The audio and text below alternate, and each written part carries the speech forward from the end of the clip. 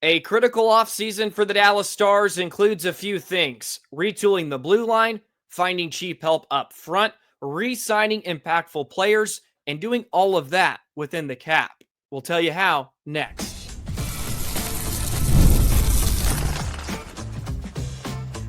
You're Locked On Stars, your daily podcast on the Dallas Stars, part of the Locked On Podcast Network, your team every day.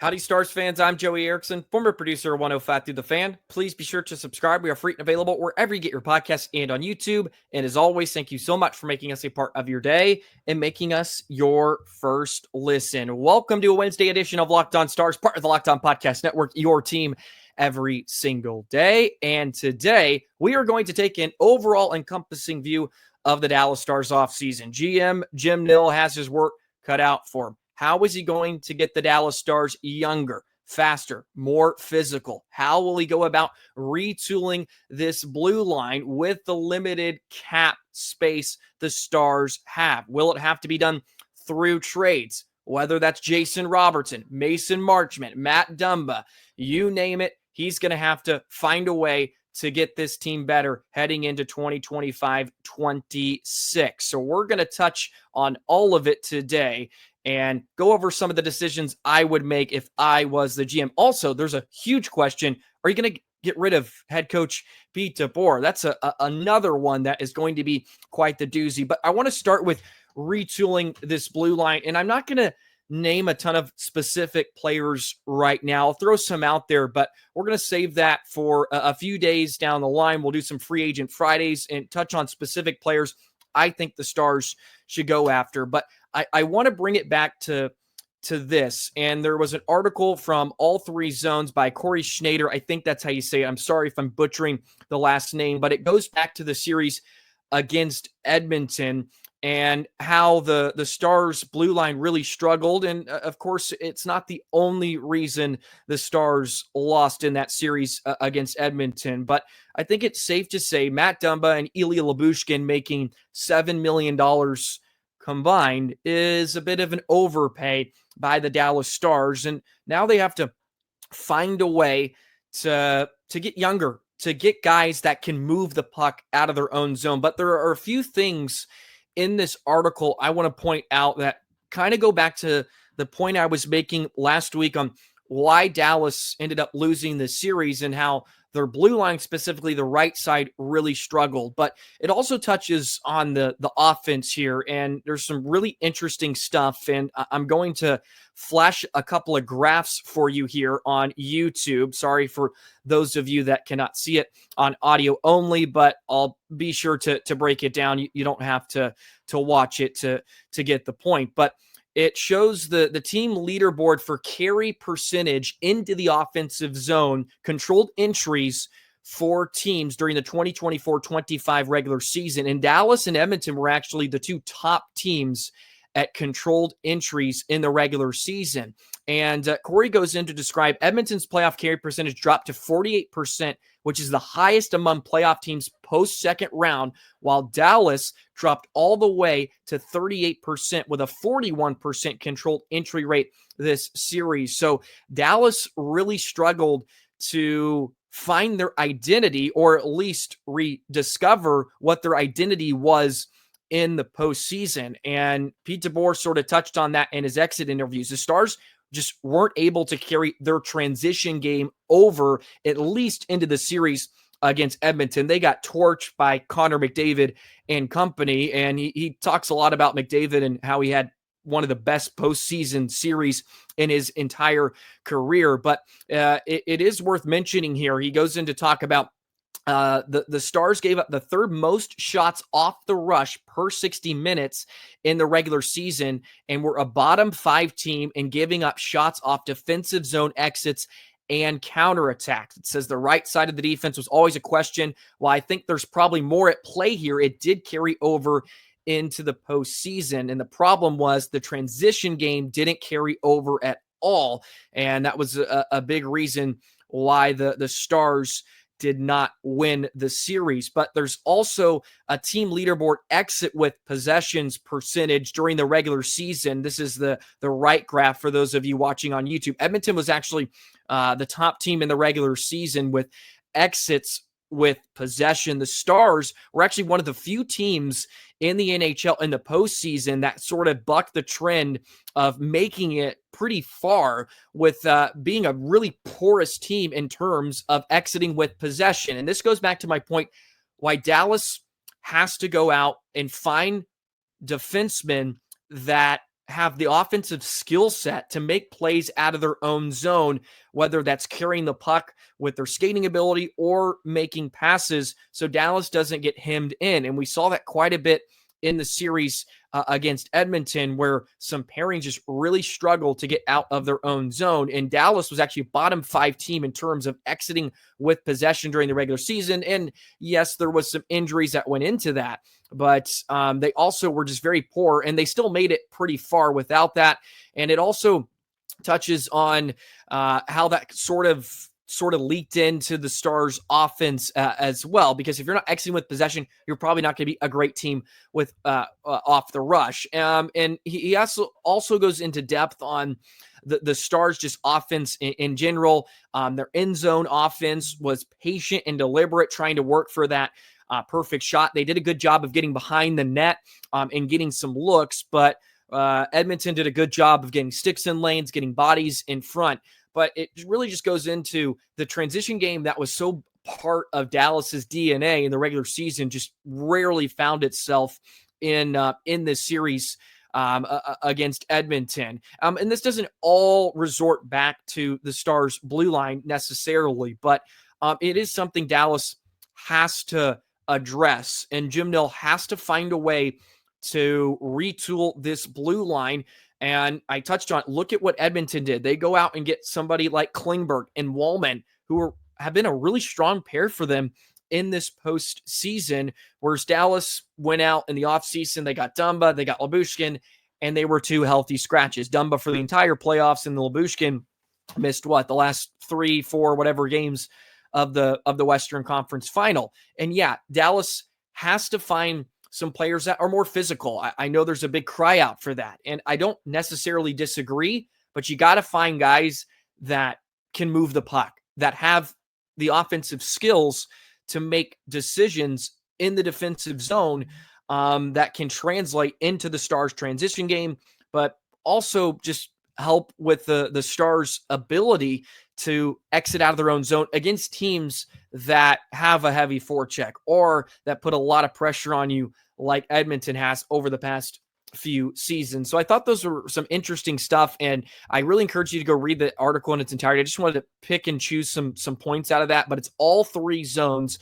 Corey Schneider, I'm sorry if I'm destroying that again, but it goes into a lot of good stuff, and it even touches on Duchesne a bit, on how he created a lot of offense for Dallas. It didn't materialize in production necessarily, but he did create a lot of offense. So a lot of really interesting stuff. His closing notes were Dallas just ran into a better team with an elite player firing all cylinders. It's not going to be their final kick at the can because they have some key pieces in place, but they'll have to fill out the middle of the roster. So Dallas, let's just get very vague here on retooling defense. They need to find players like an Aaron Ekblad. He's a guy that will probably be profiling. There's another defenseman, a right shot defenseman in Tampa Bay. That's a UFA, Nick Perbix. Look, all biases aside, I'll throw my bias out there. I went to school with Nick Perbix. I watched him at St. Cloud State, so I have a soft spot for him. I'd love to see him here in Dallas. He's also a pretty good player too, and he would be very cheap. He'd be a lot cheaper than somebody like Aaron Ekblad. So that's a possibility. Some players that are big, and Perbix, 6'4", Ekblad, above 6 foot. We obviously are going to watch him in the Stanley Cup Final here. Very, very strong defenseman for Florida. So can Dallas find options like that? And they can create some cap space by maybe trading a Matt Dumba or Lyubushkin. And the great part about leaving Dumba or letting Dumba or Lyubushkin go is the Stars already have replacements in place for them. And this is sort of an argument you could have made back in July 1st Why go out and get Lyubushkin or Dumba when you already have a Lyubushkin or Dumba in your roster or on your roster? And that's Alex Petrovich. You have the replacements and Lian Bichsel. Those are two replacements that the Stars already have in-house that are much, much cheaper options than paying Lyubushkin or Dumba combined $7 million. Now, the tough part is I don't know what kind of market for Dumba there's going to be. I don't know what kind of market there's going to be for Lyubushkin. Dumba is 30. His best years are behind him. Lyubushkin, I wouldn't be appalled if he returned, right? I thought he had a decent regular season for Dallas, but again, he was playing in a role that was not very suitable for him. If they make him a sixth defenseman, I think you're in pretty good shape. You got Nils Lundqvist as well. Don't forget about him. He is another option for Dallas who the Stars could bring back. He is a restricted free agent. He's young. He took a big step last year. He seems to want to be in Dallas. We thought it would have been last year he left, but he ended up staying. And I think he's going to be an impactful player for the Stars, at least this upcoming season as well, as Dallas is going to have to try to retool this back in, and you're going to have to do that with some cheap options. So finding cap space, let's get into some of that because there's a lot of hoopla out there about Jason Robertson, possibly Mason Marchment, of course. Where can Dallas find some cap space with the limited room they have? And we'll do that in just a moment. Today's episode of Locked On Stars is brought to you by Wonderful Pistachios. Looking for a snack that's both delicious and nutritious?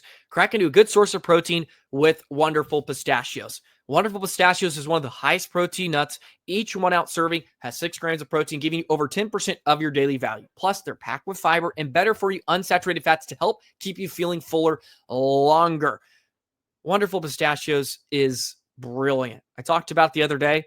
I got a bag, and I have been hammering pistachios recently. They're a complete protein, providing all 9 essential amino acids. I forgot how much I loved pistachios. They're tasty. It's like snack medication. It's so fun. Meditation, too. It just relaxes you. You sit by the pool, you crack open some pistachios, and it's a great snack for the middle of the day because it's nutritious. It's not sugary. You're trying to find a nutritious snack. That's where Wonderful Pistachios comes in. Go find it at your local grocery store. They are delicious. Get snacking, get cracking with a snack that packs a protein punch. Visit wonderfulpistachios.com to learn more. Alrighty, so a lot of talk recently about the Stars and their cap space situation, right? They only have $5 million to work with. They have to try to find a way to re-sign Ben. They have Duchesne, Dadonov, Granlund, Blackwell, Maverick Bourque, right? There's a lot of players that Dallas has to try to re-sign. They don't have a lot of room to do it. But I will say, I'll trust Jim Nill to figure it out in this cap space gymnastics team. Good teams find a way. Good teams find a way. And the Stars can do that and still be competitive next season. But it may come at the cost of some of your veteran players. You're going to have to find some cheaper talent. And also don't forget about what Dallas has in the pipeline as well. There could be some options next season down in Cedar Park, whether that is Matej Blumel, who's having a nice postseason with the Texas Stars, whether that is Justin Ritskovian, who we saw for a cup of coffee this season, whether that's R2 Hiru, who we saw for a cup of coffee as well this year. Like, those are ways Dallas can influx or find some young talent or just some cheaper talent up front to help with some of their cap space issues. If you're not able to re-sign a player like Colin Blackwell, although I would maybe look into to try and get him at a cheap deal like they did this past season with $775,000. Like, that's a veteran minimum. That's not a bad get if Dallas wants to go that route. But they do have some talent down in the AHL that could slide in. That could slide in as an option, and maybe they have to play a few more minutes or play a bit bigger of a role than you would expect. But that is a way to help out up front. And we know Dallas has a ton of depth, right? That's a great thing about this. Now, some other ways they can do that through trades, and this has been thrown out there. I sort of touched on Dumba and Lyubushkin. I just don't know the market for Dumba. I said this a lot during the regular season because there was a lot of talk about load. Sorry, my mic unplugged there for a moment, but I touched on this quite a bit during the regular season in relation to Matt Dumba. I just don't know what his market is, since there was a lot of fans that wanted to offload him at the deadline.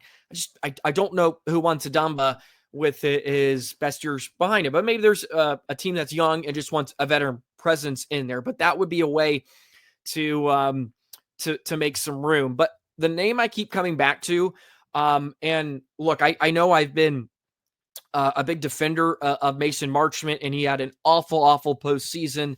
So the pitchforks have been out for him, and I know I've come to his at bat. But the more I look at it, Mason Marchment has to be shopped at least. You have to see what you can get in return for him at $4.5 million next year. It's the final year of his contract.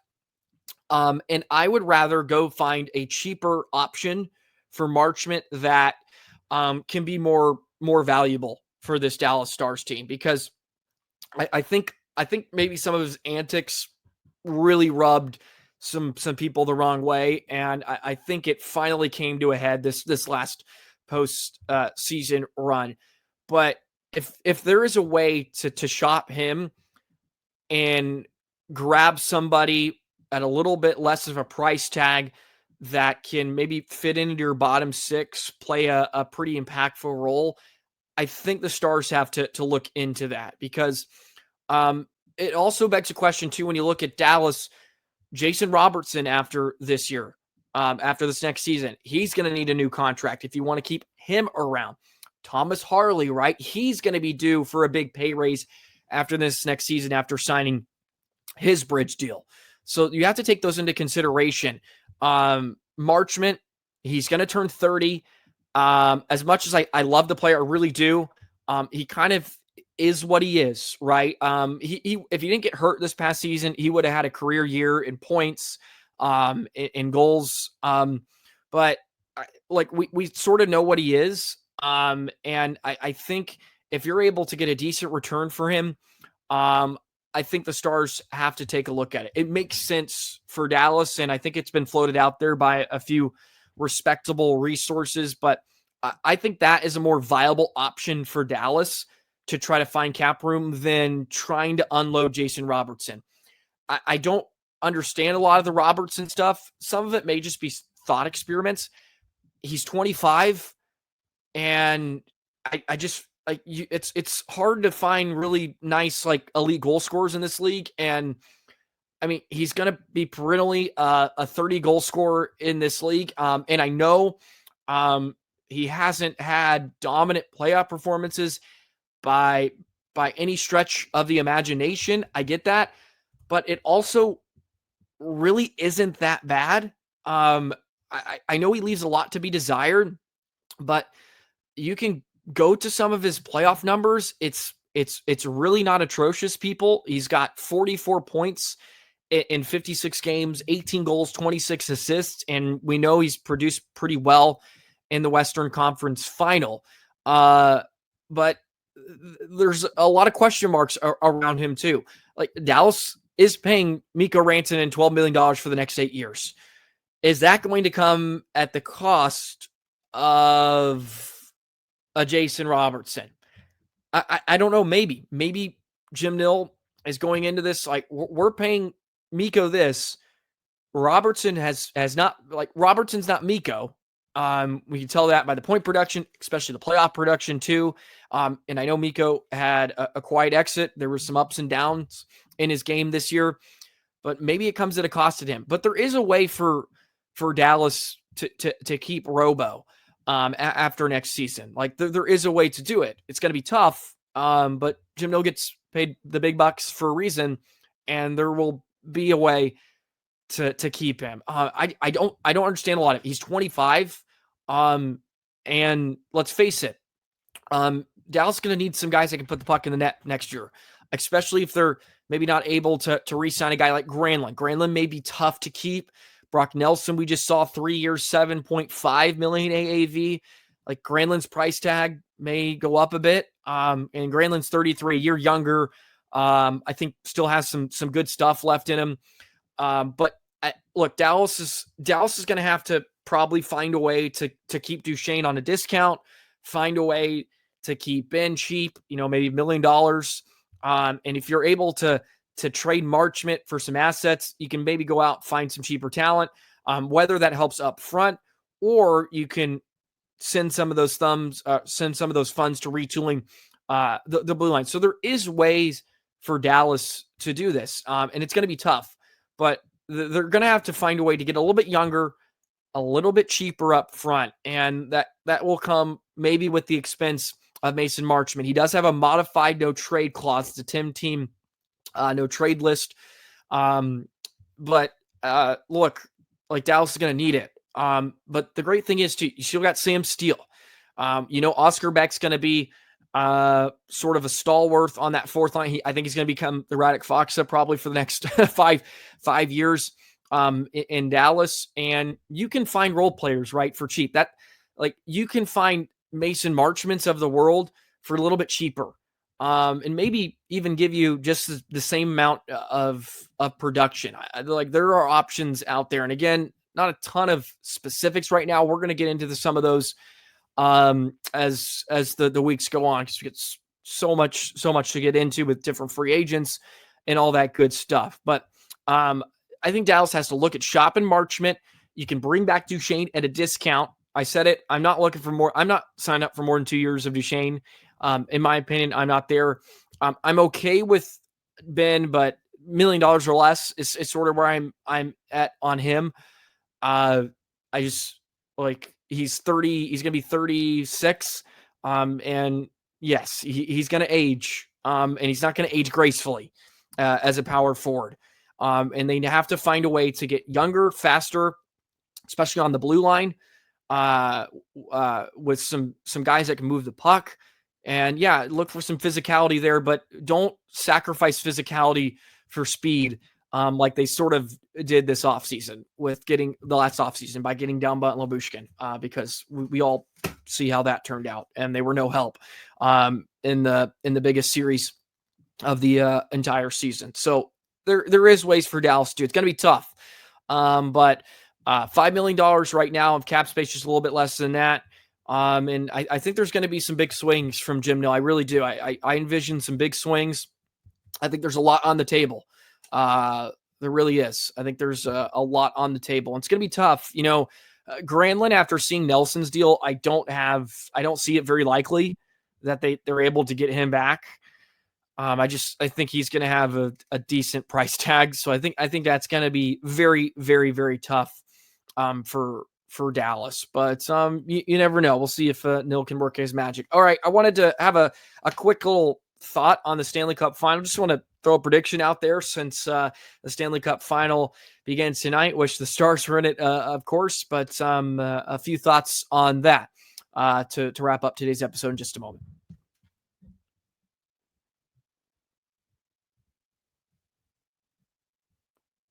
I'll be honest, I don't have a huge desire to watch the Stanley Cup Final at all.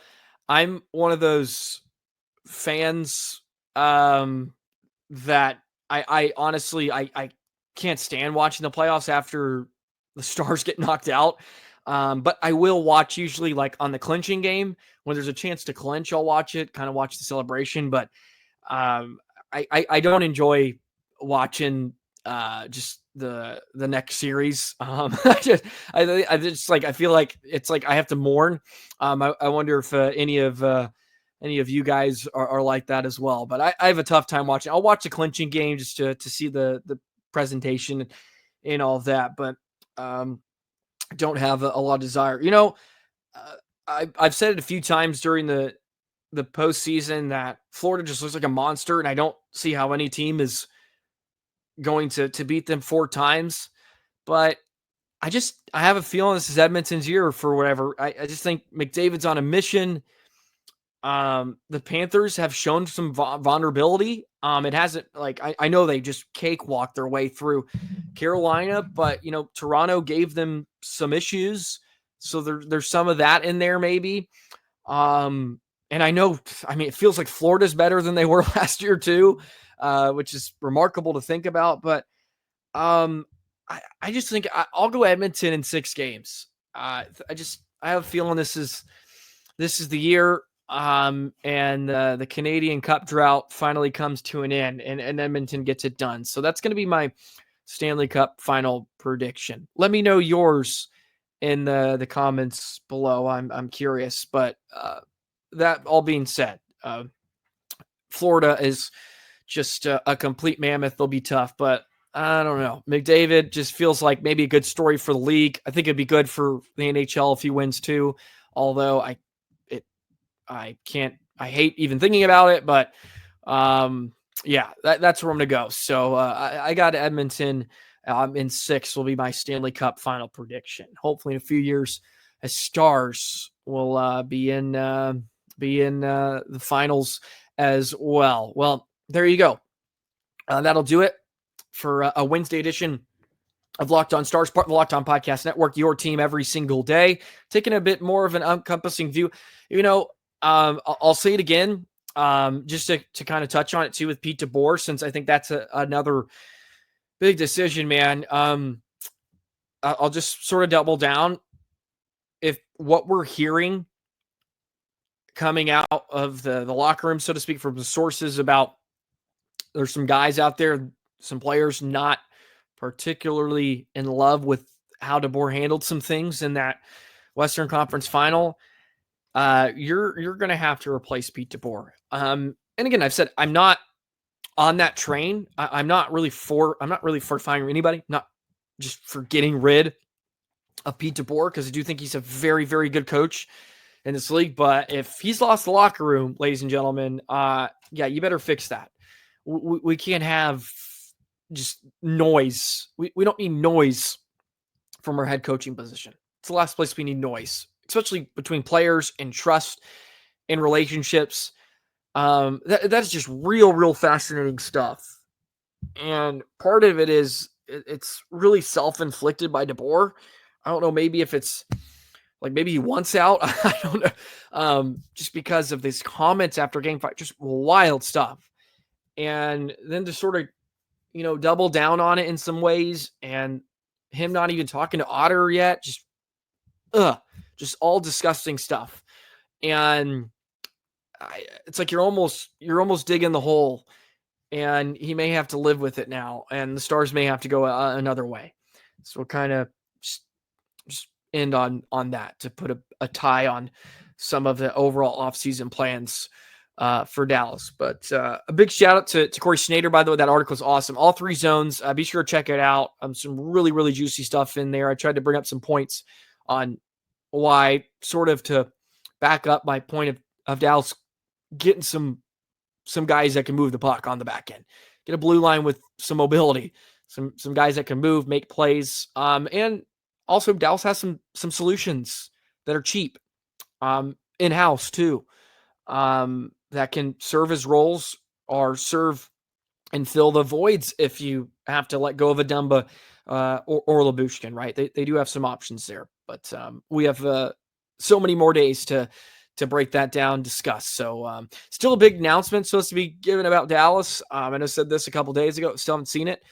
So still waiting on what the big announcement is going to be for the Stars. And when that happens, I'll be sure to be right on that for all of you. But anyways, thank you so much for joining us today. Be sure to like, comment, subscribe, hit that notification bell.